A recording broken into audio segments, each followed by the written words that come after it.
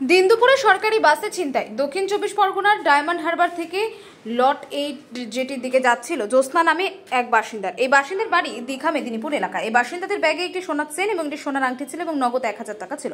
Diamond Harbour যেটি ঘাট থেকে সিসিটিভি ক্যামেরা থেকে ওই সরকারি বাসের নাম্বার বের করে বাসিন্দারা নাম্বার বের হয়ে ডায়মন্ড হারবার থানায় পর কুলপি থানায় যায়। এই সরকারি বাসের নাম্বার 6553। আর জ্যোৎস্না মণ্ডলের স্বামী দিলীপ মণ্ডল ছিনতাইয়ের অভিযোগ তুলেছে সরকারি বাস কন্ডাক্টরের বিরুদ্ধে। আর সরকারি বাসে ছিনতাই হয় চাঞ্চল্য।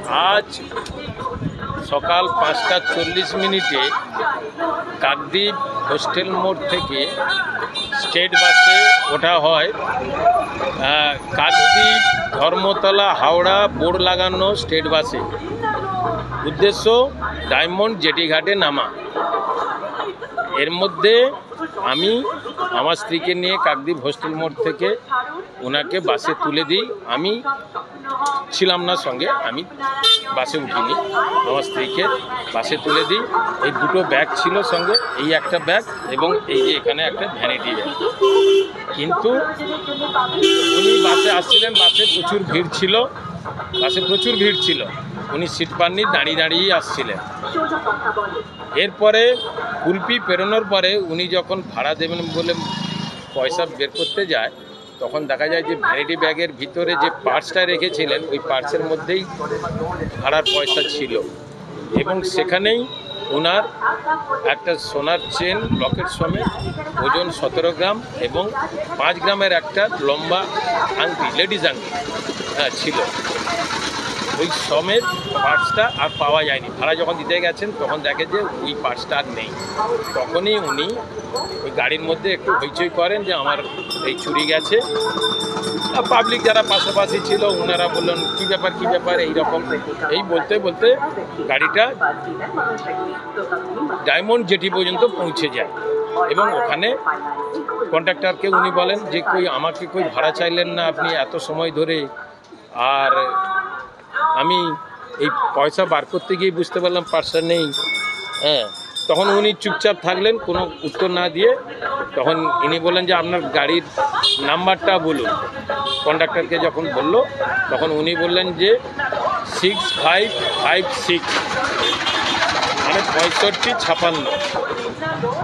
উনি ওইটা শোনার পরে গাড়ি থেকে নেমে এটাও কন্ডাক্টর আবার বললেন যে কুলপি থানায় গিয়ে আপনি জানান। তখন ইনি বলছেন যে মানে আমার স্ত্রী বলছেন যে কুলপি থানাতে যাওয়ার মতো আমার গাড়ি ভাড়া নেই। তখন উনি 40 টাকা দিয়েছেন। এরপরে উনি ডায়মন্ড উগড়াহাটি ফেরি সার্ভিসে যে টিকিট কাউন্টার আছে ওই কাউন্টারে উনি ওখানে যে কাউন্টারের সামনে যারা টিকিট কাটার জন্য লাইনে ছিলেন যে সমস্ত প্যাসেঞ্জার, তাদের কাছ থেকে একটা মোবাইল ম্যানেজ করে, ওনার কাছে কোনো মোবাইল নেই, তাদের কাছ থেকে একজনের কাছ থেকে মোবাইল ম্যানেজ করে ফোন করেন আমাকে এবং আমাকে বলেন আমার স্ত্রী যে এইরকম আমার সর্বনাশ হয়ে গেছে, আমার পার্স চুরি হয়ে গেছে। তারপরেই আমি ওনাকে বলি ঠিক আছে, তুমি ওই ডায়মন্ড থানায় চলে যাও, ওখানে গিয়ে বসো, আমি যাচ্ছি। তারপরে আমি আমার বন্ধুকে সঙ্গে নিয়ে কাকদ্বীপ থেকে ডায়মন্ড থানায় এসে সরকারি বাস ছিল না বেসরকারি? সরকারি সিএসটি সরকারি WB 11C 65। এটাও বলি ডায়মন্ড সিসি ক্যামেরায় সার্চ করে আমরা ওই নাম্বারটা বের করেছি। সেই নাম্বারটা হলো WB 11C 6553। কিন্তু কন্ডাক্টর মহাশয় নাম্বারটা বলেছিলেন 6556।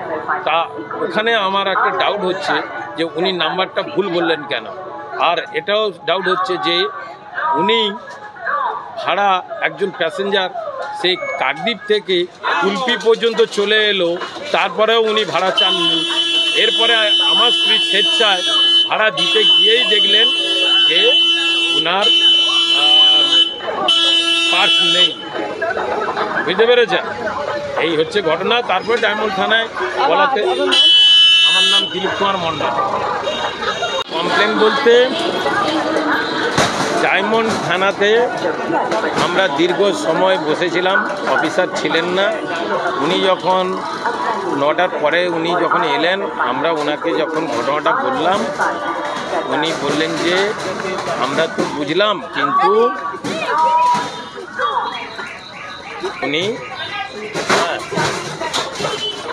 ওখানে বলে ঘটনাটা কোথায় ঘটেছে তখন আমরা বললাম যে আমরা তো কোথায় ঘটেছে বলতে পারছি না, তবে কুলপির পরে মিনিট 5 আসার পরে যখন ভাড়া দেওয়ার জন্য পার্স বের করতে যাই, সেই সময় দেখা গেল যে পার্স নেই। তখন ডায়মন্ডের ওই স্যার বললেন যে তাহলে ঘটনাটা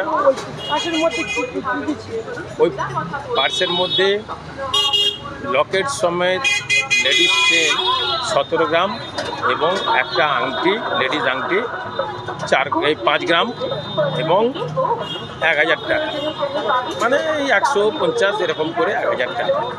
থানায় করেছেন, জানিয়েছেন থানাতে ডায়মন্ডে জানাতে ওনারা বললেন ঘটনাটা কোথায় ঘটেছে আপনারা তো শিওর বলতে পারছেন না, তার জন্য আপনাকে কুলপির পরেই যখন ঘটেছে বলছেন তাহলে ওটা কুলপি থানার আন্ডারে। কোন বাসে উঠেছেন, বেসরকারি বাসে না হচ্ছে সরকারি বাস? সরকারি বাস। বাসের নাম্বারটা জানেন? ওই তো সিসি ক্যামেরা সার্চিং করে বের করেছি ডায়মন্ড থানা থেকে 6553 WB 11C 6553। এখন আপনার কি চাই? এখন কুলপি থানায় জানিয়েছিলাম, কুলপি থানাতেও বললেন যে ঠিক আছে আমরা এটা তদন্ত করে দেখছি কোথায় ঘটেছে ঘটনাটা। আপনারাও তো ঠিক শিওর বলতে পারছেন না, আপনারা কাকদ্বীপ থেকে এসছেন, মানে কাকদ্বীপ থানার অনেকগুলো স্টপেজ পেরিয়ে এসছেন, সেই জন্য আমরা তো ঠিক বলতে পারছি না যে কোথায় ঘটেছে, তবে আমরা এটা তদন্ত করে দেখব এই আশ্বাস দিয়েছেন। তারপরে আমরা এখন কাকদ্বীপের দিকে রওনা হচ্ছি। আপনার নাম? আমার নাম তো আগে বলেছি, আবারও বলছি, দিলীপ কুমার মণ্ডল। আপনার স্ত্রীর যে আপনার স্ত্রীর নাম? জ্যোৎস্না মণ্ডল। আপনার বাড়ি? বাড়ি দীঘা, পূর্ব মেদিনীপুর।